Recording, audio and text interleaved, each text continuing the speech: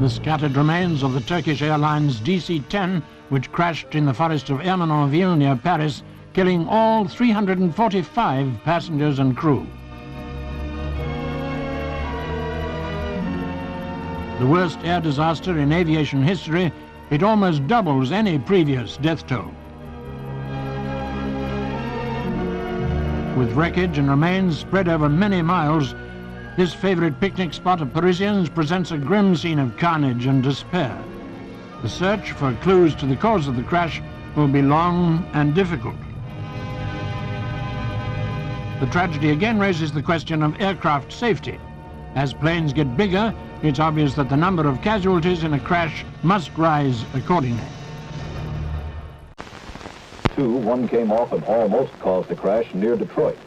Since that incident, the Federal Aviation Administration and the manufacturer, McDonnell Douglas, had requested all airlines using the DC-10 to make modifications to make the airplane safe to fly.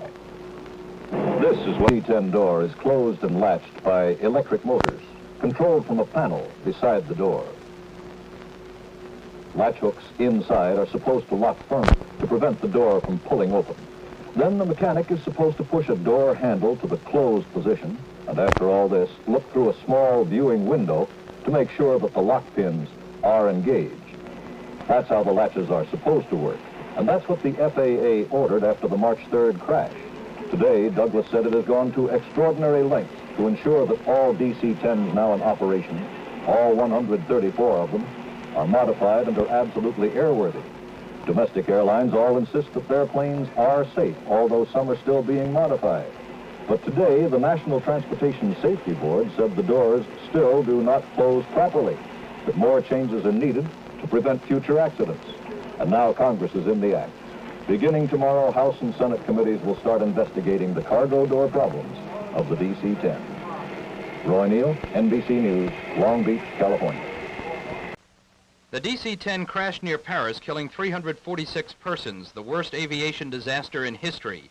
The cause of the tragedy is not known, but some investigators blame it on a faulty cargo door latch, which broke, causing depressurization in the cargo hold, which in turn buckled the aircraft, jamming controls. The door in question is at the rear of the plane, underneath and close to the tail. The National Safety Transportation Board has blamed the emergency landing of a similar plane in 1972 on a faulty cargo door latch. And today at a Senate hearing about the Paris crash, C.O. Miller of the NTSB, who examined the crash site, said there was multiple physical evidence that the cargo door wasn't properly locked. The empty left-hand aft cargo door was closed by a rather large man who, we're told, was unable to read any of the caution placards adjacent to the controls for the door. Miller added that in discussing the man at a later date, he thought the word illiterate was used. Another witness, 𝗂𝗏𝗏𝗏 of the FAA, said he was overruled when in 1972 he proposed an order to correct a defect in the cargo door latch. There is continually the important matter of exercising judgment. I made my judgment known. I tried as best I could to persuade others. And you were vetoed? In effect, I was vetoed. The man who Basnight thinks vetoed his suggestion, former FAA Administrator John Schaefer, was to testify today, but time wouldn't allow. He did talk to reporters, however, after hearing the day's testimony. Do you believe if things had been handled differently, the accident might have been averted, which is the clear suggestion? Sure, if they closed the door properly. It's just as simple as that? That's as simple as that. Tomorrow, Schaefer will testify along with the president of McDonnell Douglas, manufacturer of the DC-10. This is Larry Doyle on Capitol Hill.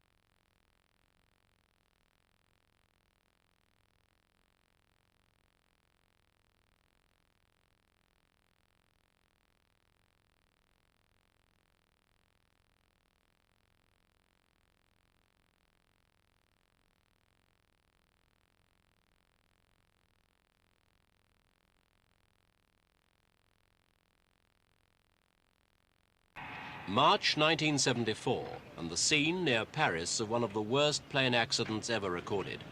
346 people died, including an entire British rugby team, when a crowded DC-10 crashed in a wood. It had taken off a few minutes earlier on the comparatively short trip to London.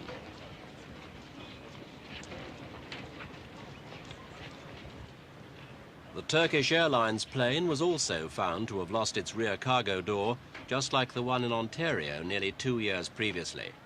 Again, the cabin floor collapsed, severing control cables, but this time the consequences were horrific. There were no survivors, and the giant plane was reduced to charred and twisted metal.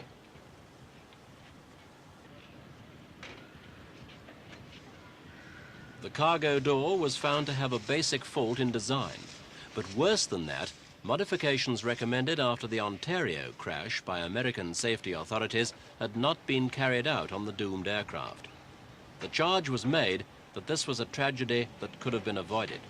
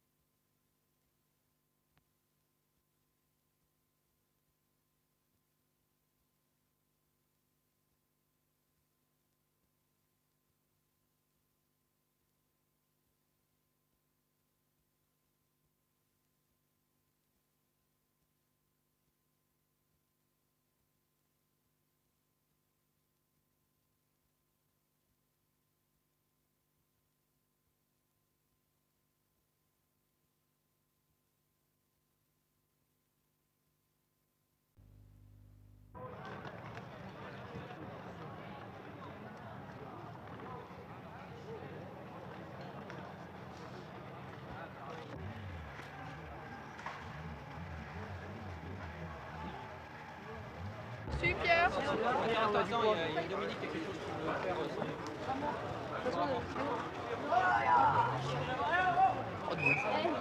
Ouais, ça va.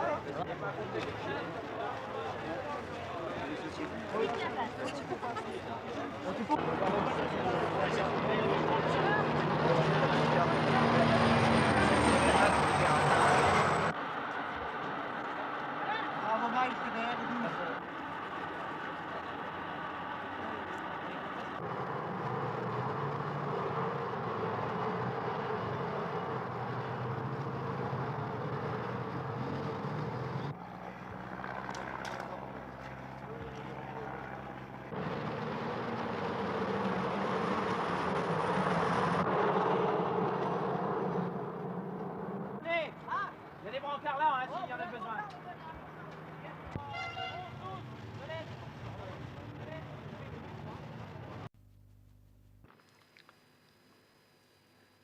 There were 150 Japanese mourners at Ermenonville today. Most of them were relatives of the 49 Japanese who died in the Turkish airliner here.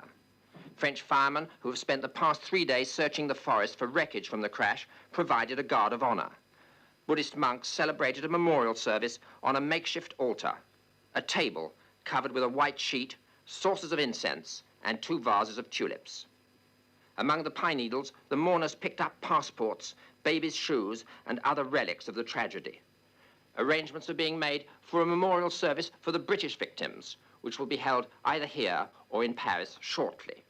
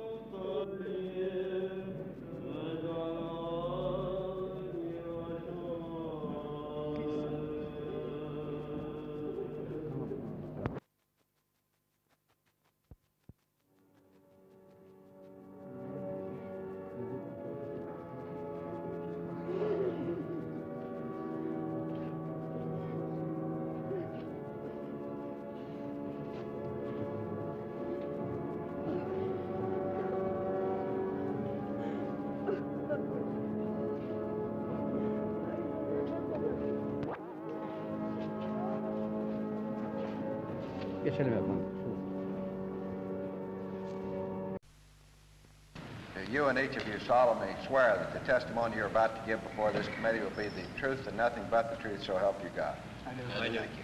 Be seated.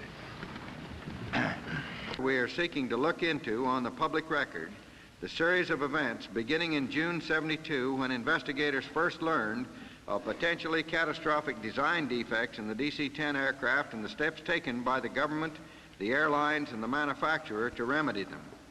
Preliminary reports from accident investigators on the scene indicate that the Paris tragedy appears strikingly similar to an incident which occurred June 12, 1972 on an American Airlines flight over Windsor, Ontario. In that incident, the aircraft's rear bulk cargo door came off in flight, causing a sudden and severe aircraft depressurization.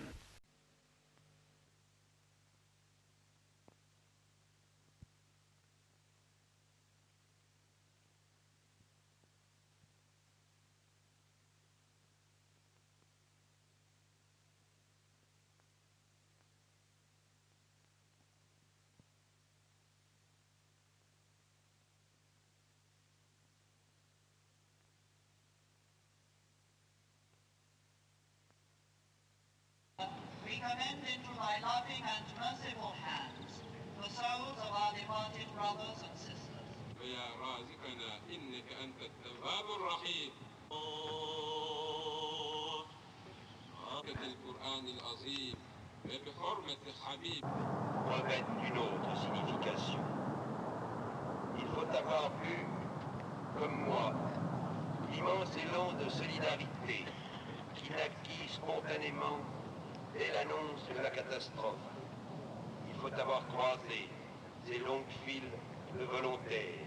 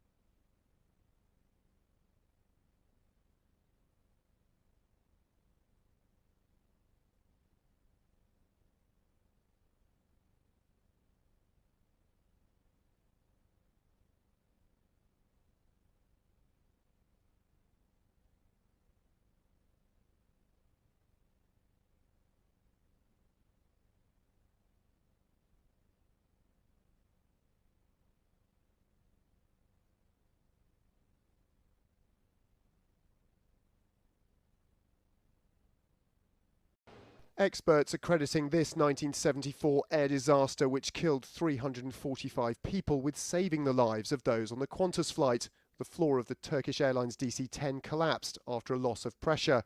All wide-body aircraft were subsequently modified. Additional venting was supplied